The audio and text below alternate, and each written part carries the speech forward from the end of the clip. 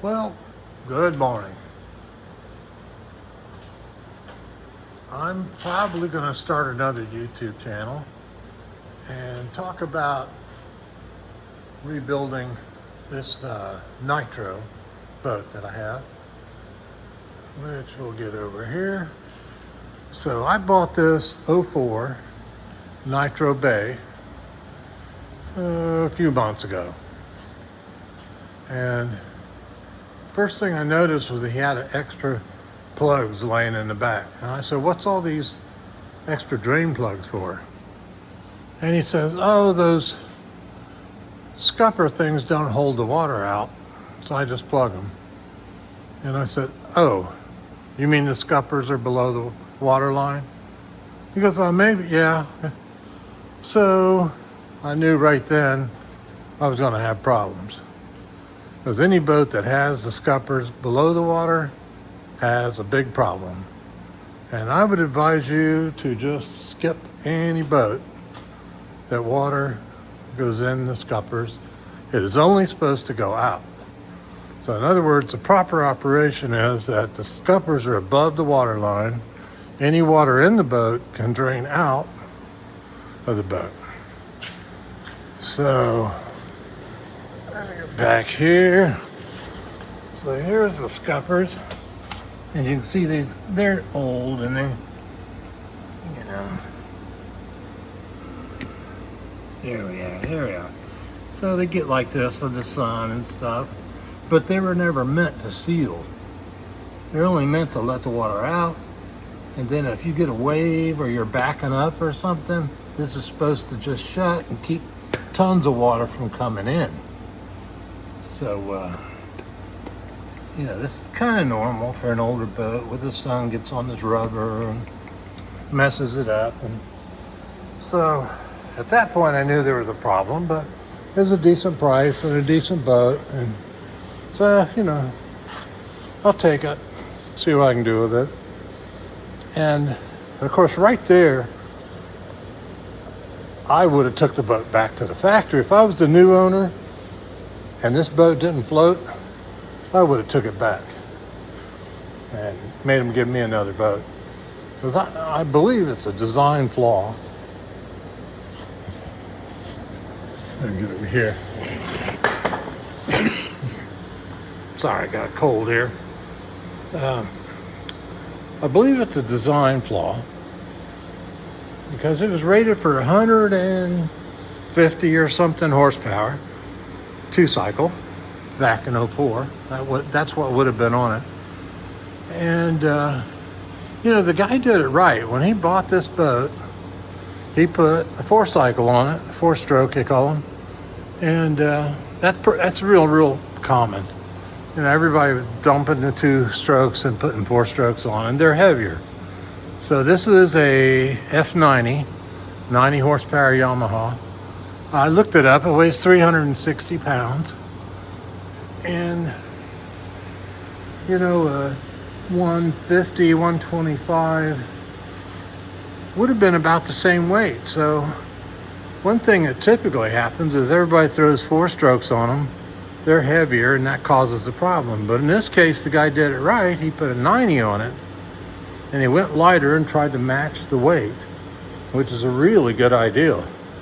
So I can never figure out, and if you guys know, you can come on the comments and tell me, and I'll probably make up another YouTube channel. And I have another one. Here, I'll show you something else here. Let's see, let's get to the plate. So here's their factory plate. And it was rated for 1,500 pounds and a 150 horse motor. So, going with the 90 was the correct decision, going with a lighter weight 4-stroke and trying to stay in the same weight range, and it shouldn't have the problem. But I don't know, it's a tunnel boat, and I haven't been able to find any others like this. And it's a Nitro. So Kenner, a company called Kenner, made these boats at first.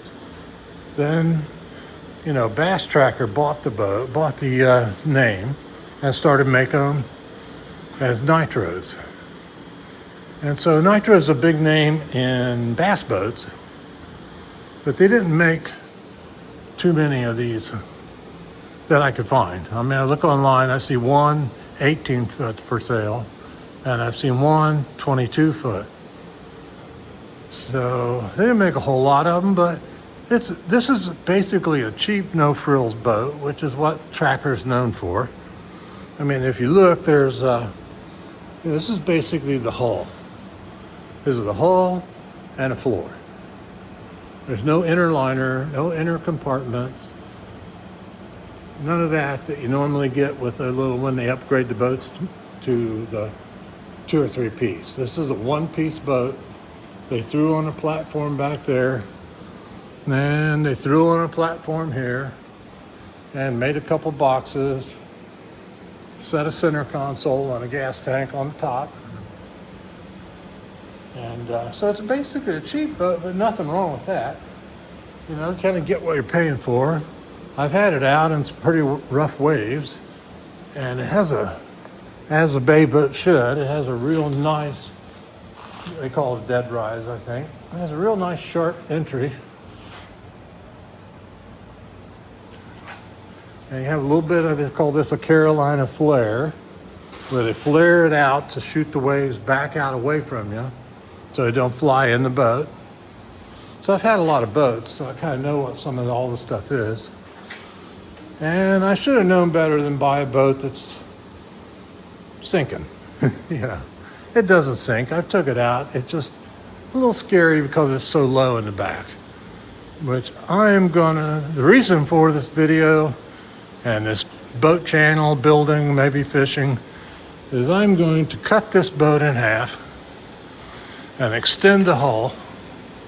I'm going to add 30 inches back here because they made a 22-foot version of this.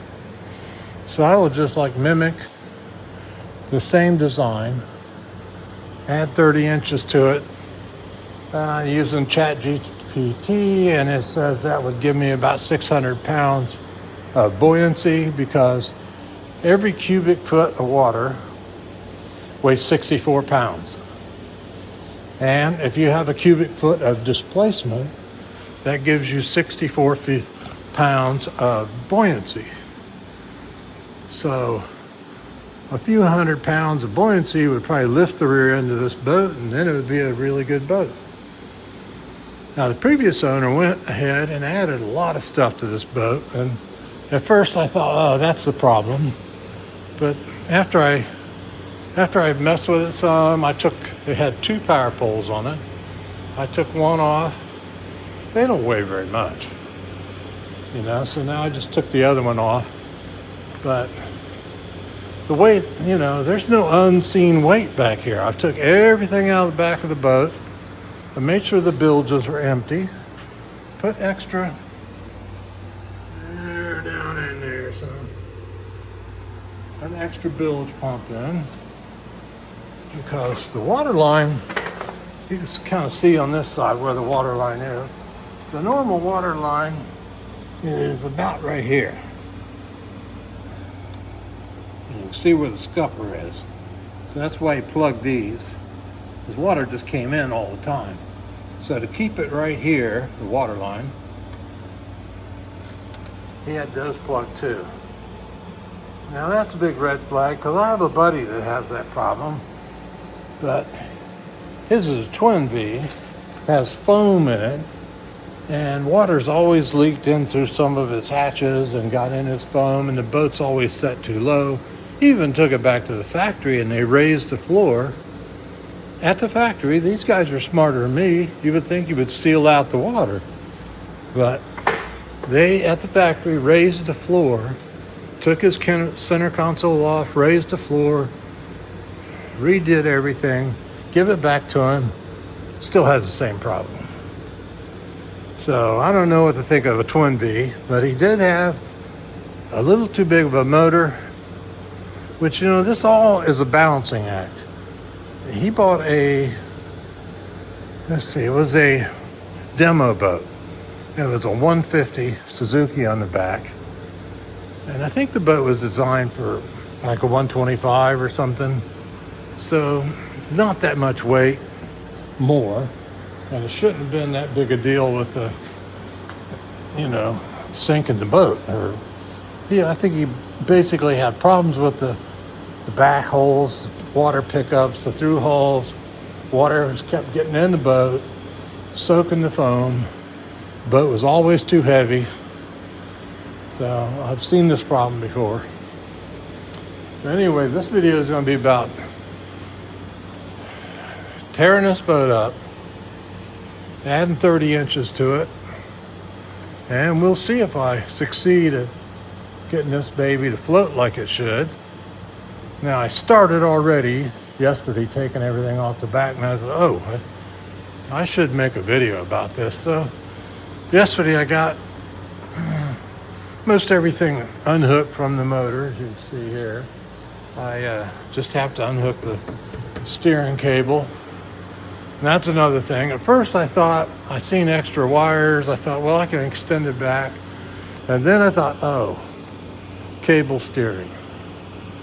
Well, that's not going to be long enough, so I will either have to buy a longer cable or switch over to the Vivor or C-Star hydraulic steering, buy new hoses, extend that back. And then yesterday when I was unhooking everything, I said, the cables from the controller on the motor aren't going to be long enough either. So I'll have to buy new cables, Yamaha cables up to the throttle and extend that. But otherwise, I think there's enough wire under the dash, because these things come, these new motors, they come with a lot of wire, and they just roll them up under the dash, fortunately. And so I'm hoping that's how it goes. But these projects, they never go how you think they're going to go. So we have a 14 F90. So that's it's a real nice motor. I've had it out fishing, and it'll run about 30 pretty easily. Cruise along 25, really nice. So I'm happy with the motor and everything. I did oil change, water pump, gear oil, a lot of the maintenance when I first got it. And it doesn't have an hour meter on it, so I have no idea, but it doesn't seem to have that many hours. I would guess 200 or 300, maybe 400 hours, just guessing. And that's where we're at. Like I said, I'm just getting started. I'm not even sure where I'm going to cut the boat at yet. I was thinking somewhere right across that bilge where those holes are, and maybe try to keep those holes, and right in front of them, I'll still be in the open space of the bilge. Of course, then I'll have to take a bunch more of this floor up so I can tie into all the stringers and build all the new sections straight back. And so, who knows, I may be getting way over my head on this, but I'm used to building cars, so this doesn't scare me. I've had way worse in cars, so, like I say. But like I started to say, it was the previous owner. He put a lot of stuff on this boat, but it didn't help the sinking problem at all. I mean, he put a new T-top on here. He put that new motor on there. He put a jack plate on there, put power poles, real good electronics. He did everything but deal with the sink problem. And the boat is just setting too low in the water. So I'm hoping I can extend that hull, gain that flotation, and get this thing floating above the scuppers. And then it'll be a really good fishing boat, because here in Southwest Florida, we do a lot of fishing. You see, we got a cast nut there. I got a live well here. Keep my whitebait alive. It's had a constant leak.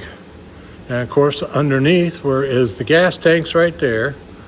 It's here, it's all one piece. So I can't get to the back side of this. So I've taken speakers out and tried to get through there. I don't know if I've got that fixed yet, but I will get that fixed. That's a simple problem compared to what's going on back there. And this is a simple boat. Got, a couple pockets up here, a platform up here. You could throw your cast net off up here. And I got the trolling motor batteries up here. So as you can see, there was nothing back here except one battery. So it's not about having weight in the back of the boat. And the gas tank's in the middle of the boat. So there's no excuse for this thing to set so low. And I don't know if I'll figure it out. I don't know if it's just a bad design from the factory. It sure sounds like it, because everything else is okay. They didn't put too big a motor on it. It's not got water down in. I don't know if it has foam in the floors, but it's dry as it could be back there. So I don't know. But it's going to be a big project. And I'm just getting started, so I wanted to do a video, let you see that. I also have a car video. I am Mr. 65 CUDA, and I build these old cars. I built this one about 30 some years ago, running around on shows and power tours and all that. And I have another one too. So interested in cars, you can go over to my Mr. 65 CUDA YouTube site. And I've been doing that over a year or more. Got 100 and some videos. I just did the power tour. Just got back last week. We did 3,300 miles. I think I did 13 states in my other CUDA. It was quite the torture test. A lot of cars broke down. It's hot, rainy. All the things you run into with a big car event. It's, I think, like 6,000 or 7,000 cars tried to go to it.